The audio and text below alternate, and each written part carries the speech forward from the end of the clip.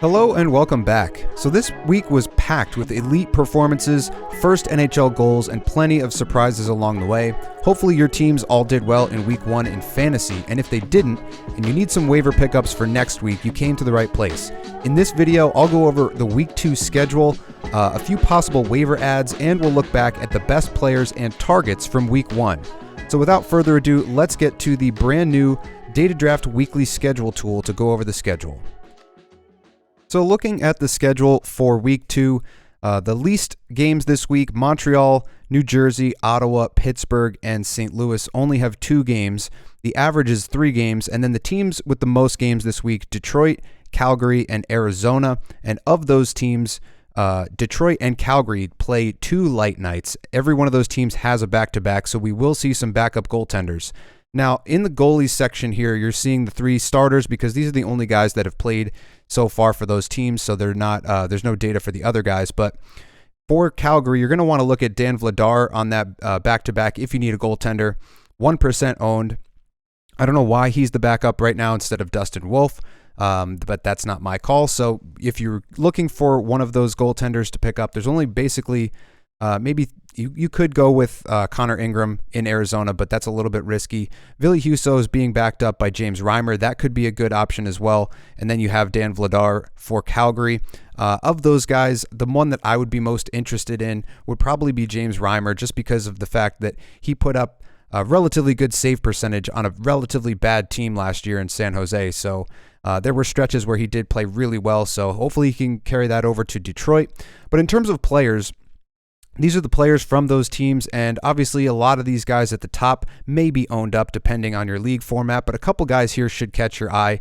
If Logan Cooley is out there on your wire, he's been relatively productive in his first NHL game. 2 points, a hit. He's got 2 assists, a blocked shot, 2 shots, and pretty complete across the board. Didn't get his first goal, but one of those assists was on the power play, so that was a nice setup, a beautiful backhand pass, no look.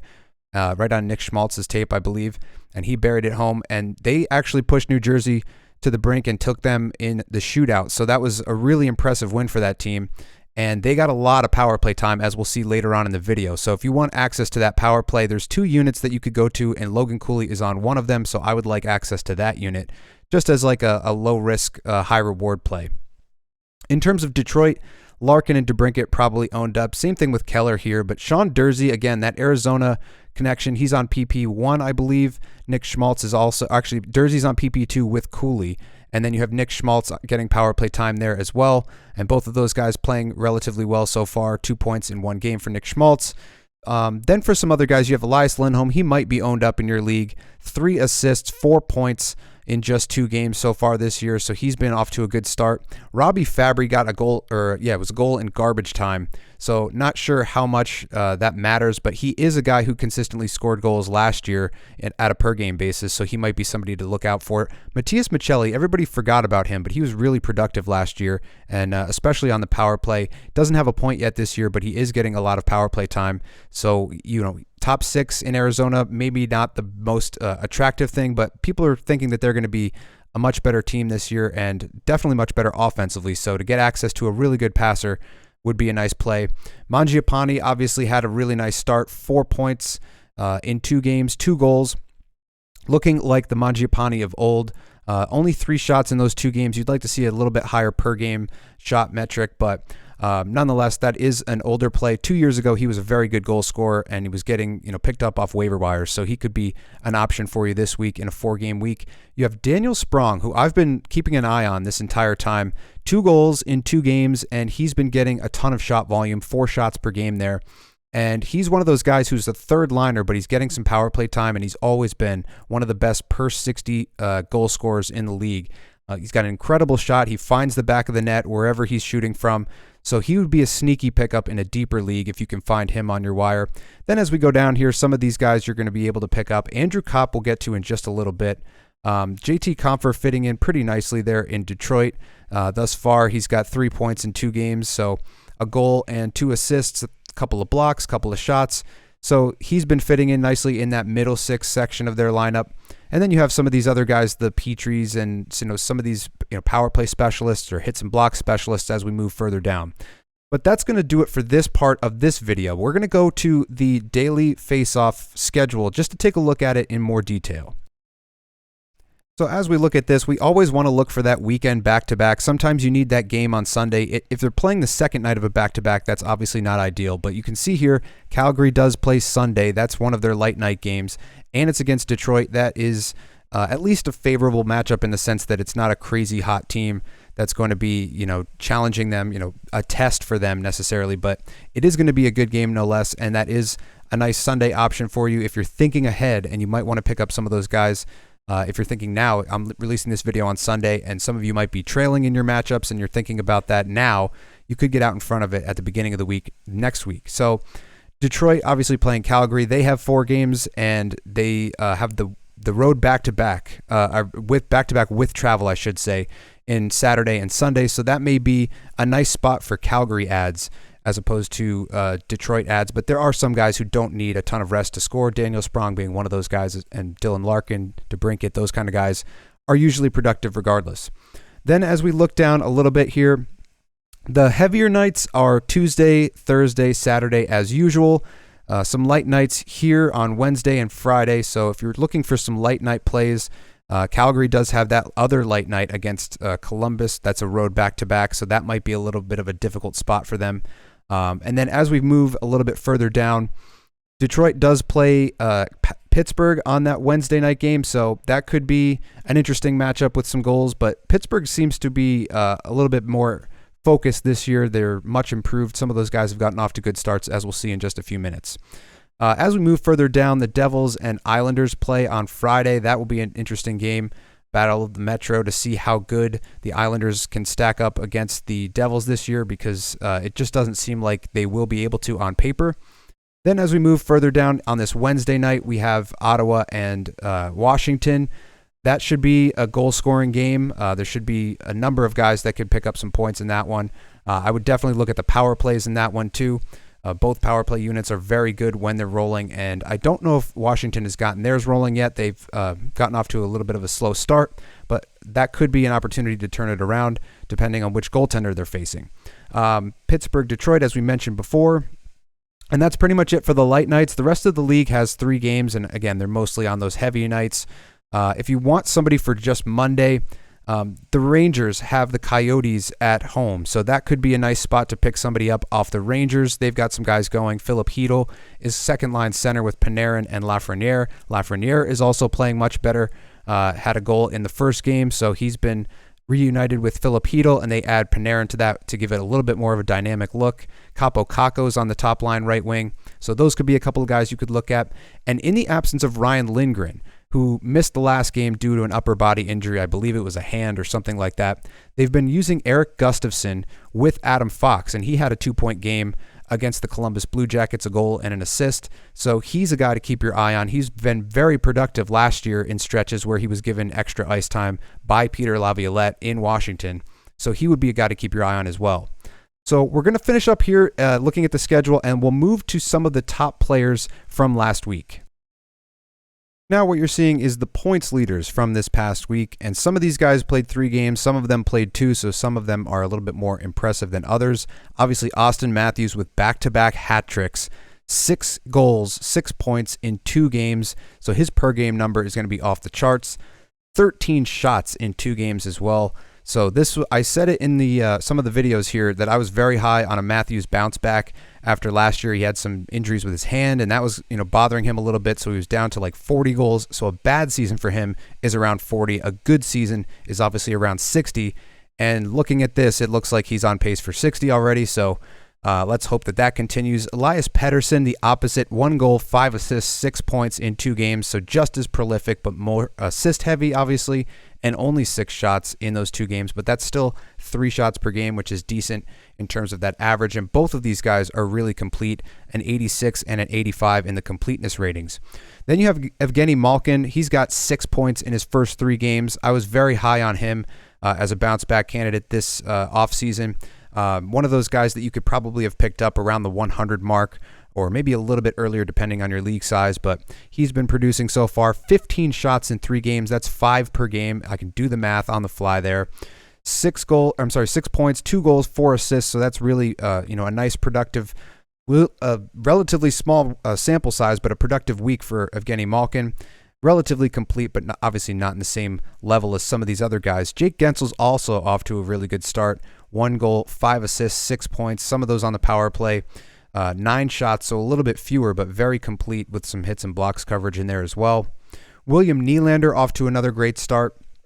He was one of those guys I was talking about as that second-tier right winger that you'd want to find in the second round, and he's been paying off for you right off the bat. 5 points, 3 goals, 2 assists, a nice even split there with 11 shots to boot, and relatively complete as well. Jack Hughes doing what Jack Hughes does, getting off to a really good start, 5 points in 2 games, and he looked dynamic at various points, especially in the overtime the other night against Arizona. Got like 3 or 4 shots in one shift. I'm a little surprised to only see 10 shots, but that's still 5 per game average, which is incredible. We know about Brock Besser, who ended up with the 4 goals and the 5 points, the 4-goal game the other night. 9 shots as well, not as complete. So he's been, kind of one of those guys that you've been waiting on for another 30-goal season since his rookie year. Hopefully this is the year. Tavares with 5 assists. He's off to a good start in only 2 games. Chandler Stevenson, 5 points in 3 games, and he's one of those guys that you can maybe find on your waiver wire, 42% owned, and if you're in a Faceoff league, 27 Faceoff wins in 3 games, so that's really good as well. And then Kyle Connor doing what he should be doing, 3 goals, 4 points in 2 games. We'll take a quick look at the goals leaders, just sort this by goals. Obviously, we have Matthews, Besser, Nylander, Connor, who we talked about, but you have David Pastrnak, another 4-point guy. He's got 3 goals in 2 games and off to another, really good start. Really cool shot selection the other night in the penalty shot that he took. Just kind of, put it on his hip and then put it right top corner. He does that all the time, and that's why you drafted him in the first round, probably 5th, 6th overall or sooner. Then you have Chris Kreider, a nice little bounce back candidate. He had 26 power play goals 2 years ago, and that dropped to about 8 last year. So he's one of those guys that was a buy low candidate this year. He's got 3 goals in 2 games, 4 points, 7 shots, and he's back on power play 1. He's still top line with the Rangers. So he is one of those guys that is probably carrying your left wing load this week, but so is Boone Jenner if he's getting that distinction. He's also a center, so he might be dual eligible in your league format. These positions are using Rotowire data, not Yahoo data, so that's why some of the positions may not look right. But he had an incredible game against the Rangers, a hat trick, 4 points in 2 games, 7 shots, and he's getting a ton of faceoffs as well. 19 faceoff wins in only 2 games and 39% owned. So he's there for you on the wire if you don't have him yet. But we were talking about him all preseason. He factored in a lot of the player hubs that we saw as one of the most complete players. And you can see it here, an 89 complete rating with some hits and blocks coverage, getting some power play production. Obviously, the goals help as well. And the shot volume, 7 shots in 2 games will help you out as well. Travis Konechny, he's a right wing, I believe this year, could be dual eligible in some league formats, but I believe just a right wing. 3 goals in 2 games, 7 shots, 4 points, so really good there. He's one of my top right wingers that I was getting in the 50 to 100 range in the ADP mark heading into the draft. So I have him on 3 of my 4 teams, so that was definitely a nice bonus this week to have him, in addition to some of the other right wingers that I've picked up in the different drafts. DeBrincat starting off really well in his new city in Detroit. 3 goals in 2 games, 4 points, 7 shots. Really complete. He's getting some hits in there as well, so that helps you in your bangers leagues. And then Sidney Crosby and those Penguins off to another hot start. But speaking of hot starts, let's look at some of the underrated guys that you might not know about because they're not at the top of the point board. So these are the top 20 players with the greatest increase in their completeness rating among players who had half a point per game or more last year. So these are guys, we filtered out some of the lower guys who are obviously getting more ice time this year, and that's the main cause for their increase in rating. But these are guys who have started really well. Calle Jarnkrok, 2 games, a goal, an assist, 2 points, 75 on the completeness rating. So he's one of those guys, I believe he's 3rd line in Toronto, but he's been getting a little bit more elevated ice time, maybe a little bit of power play time. I haven't looked at their second unit all that much because the first unit is so dynamic, but he's been relatively productive. Evan Rodriguez in his new city in Florida, he's been getting off to a good start, getting some power play 1 time, especially when guys are in the box. Matthew Tkachuk was in the box after fighting. I believe it was twice the other night, And so they had to put other guys. Lusterinen got some power play time. Evan Rodriguez got some time. He's got 2 goals, 2 assists, 4 points in 2 games. He's a 78 on the completeness rating, so that's a really nice pickup if you can find him on your wire. Jesper Bratt, one of those guys who's attached to Jack Hughes. He's really dynamic in terms of his skating and production. He's been off to a good start. 2 goals, 1 assist, 3 points. His completeness rating an 83. So really kind of rounding out his usefulness to you as a fantasy owner, and you probably got him in the 80-90 range in the ADPs in your draft. Gustav Nyquist, another guy on a new team. You have Nashville, not the most prolific offense, but 3 games for him, 2 points is not bad at all. Andrew Kopp, another new team, now playing with Detroit. 2 games, 1 point, relatively complete. You'd like to see a little bit more production, but he's not necessarily PP1, so that's going to hurt his opportunity there. Mangiapane is another guy that I've been getting some questions about. 2 games, 2 goals, 2 assists, 4 points, 68 on the completeness rating, so not that complete, but good enough to be ownable in a 12-team league.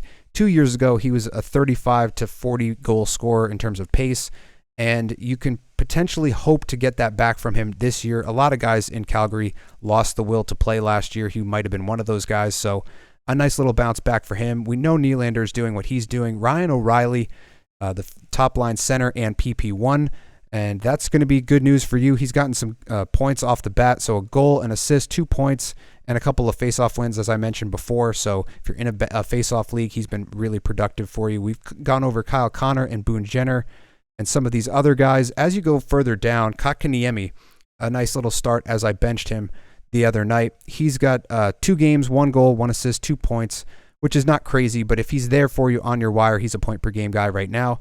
Jacob Chychrun had a 2-goal game last night, so that was really nice to see. I've been picking him up, or I picked him up in a couple different leagues this year.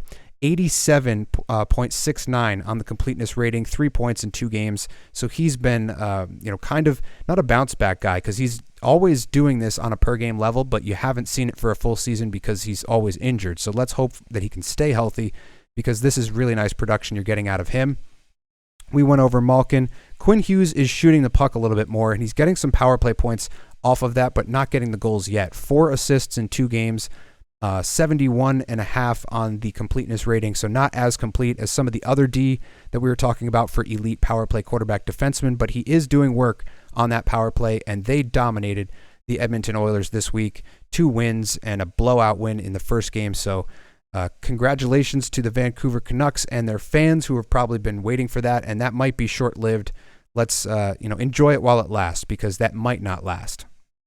But up next, let's take a look at some power play data, because there are some interesting developments in terms of who's getting the power play allocation and how the points are being handed out right now. So what we're looking at now is the power play points leaders. So this column right here, column P, you can see Pettersson with 4 power play points in 2 games. McDavid, 3 power play points in 2 games. Probably the only time McDavid will not be number 1 on this list. Quinn Hughes, 3 power play points in 2 games. Jack Hughes, 3 and 2. Logan Cooley, 2 points in 1 game. Stamkos, Van Riemsdyk with 2 power play goals. So that's a nice little bump if you're looking at Van Riemsdyk as a deep value play there. Some of these other guys, Tarasenko, 2 assists on the power play. That's nice to see if you guys drafted him in the 80 to 100 range or whatever. That's returning some value for you. As we go down, Kuzmenko, 2 power play points in 2 games. That's a nice little split, 1 and 1. Some of these guys are expected to be here. Some of these guys are not. Nick Paul, really nice 2 power play goal game in the first game of the season. And if he's going to be taking that Corey Perry spot on the power play, that's going to be really nice value if you can pick him up off your waiver wire, because that spot seems to just be able to score goals just standing in front and banging home rebounds with that really dynamic power play. Then you see Jacob Chychrun with 1 and 1, 2 power play points in 2 games. Some of the usual suspects, Bratt, Fox, Bouchard with a point per game on the power play. Jake Sanderson getting some power play time. So that seems to be the split right now. Sanderson and Chychrun getting some power play production. Chabot is getting some time as well, so that is worth noting. But those 2 guys have been a little bit more productive off the start. And then some of these other guys down towards the bottom, maybe not as productive, but some guys to think about in terms of some waiver wire pickups. Schmaltz, Fabry. Those are two guys that may not be completely owned up. Tyson Forrester, who I covered at one point, I believe on Instagram, is an Instagram fantasy file as one of those buy low candidates or those really deep league plays. He's got one power play point in one game, so a decent opportunity for him if he can get on some power play unit that actually gets production, because Konechny is one of those guys that you're going to target for them, and Owen Tippett would be another target, so he's kind of falling down the depth chart in terms of Philly ads, but he is a nice deep league play. And then you have some other guys down here, a lot of these guys you're expecting to see, but Yarncroke getting some power play time and a little bit of production there. And then I kind of wanted to go over Victor Hedman. So he was one of those guys I was talking about in the preseason as a guy who people were discounting, thinking that he lost power play 1. Well, he's still on power play 1. They are giving Sergachev some looks there as well, so both guys are getting power play time. But if you dropped Hedman or faded Hedman in the draft, because of the fact that he lost that time, it seems to be that they're splitting it relatively evenly. So both of those guys seem to be decent options if you're looking for a trade target in terms of a power play quarterback. Sergachev is going to be more complete with his hits and blocks, but that is something worth noting. And then this is sorted by power play time. Now, the guys who were getting the most time, I guess Arizona in that Devils game, they had a ton of opportunities. So Keller, Schmaltz, Dursey, all up there, but a lot of those guys, or at least two of those guys, are relatively ownable, including Dursey. I don't know his ownership percentage right off the top of my head, but he would be the guy to target in terms of maybe not being owned up in every league format. Here's Tyson Forrester getting 5.5 minutes of ice time in that game, I believe one game for Philly. So, not necessarily the most household name. So if he's getting that power play time and he hasn't blown up yet, maybe you could get out in front of it. Logan Cooley, another guy you might be able to pick up. He got 5 minutes of power play time in their game against Jersey. Some of these guys down here, Nick Paul, we just covered. These are the usual suspects as we move a little bit further down, but there are guys who are getting this opportunity. Kuzmenko, who we touched on just briefly a little bit before. McAvoy is power play 1 in Boston, which is something that I was kind of wondering about in terms of Hampus Lindholm's production, but I was corrected by some of you in the comments section on YouTube that he is still the power play 1 quarterback. But let's take a moment to look at some of the power play lines and go over some of these options a little bit more in detail. We'll start with Arizona because some of these guys might not be owned up. So it looks like the first quote-unquote unit is Michelli, Hayton, and Keller with Moser and Schmaltz. So a couple of those guys are owned up. Schmaltz and Keller probably are.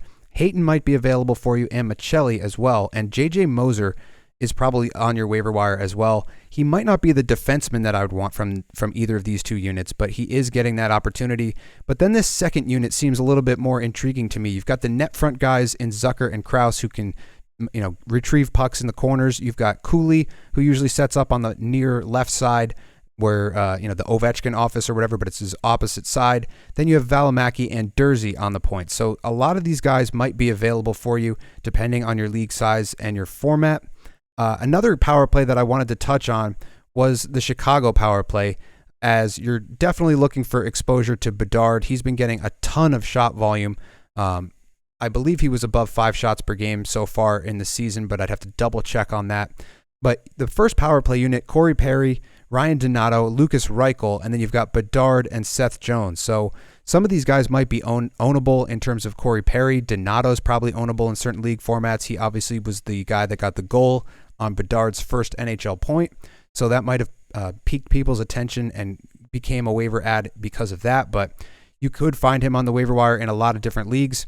Then the second unit, you got Foligno, Athanasiou, Johnson. Johnson scored a couple points the other night, so he would be a guy to keep an eye on, as well as he, sometimes spends some time on PP1 and sometimes gets some opportunities with Bedard. Same thing with Athanasiou. He's got incredible speed, so if you ever see him in a 3-on-3 situation with Bedard, that could be an interesting thing to target. Kevin Korchinski looking pretty decent back there on the blue line as well. He could be a really deep league power play target for you going forward.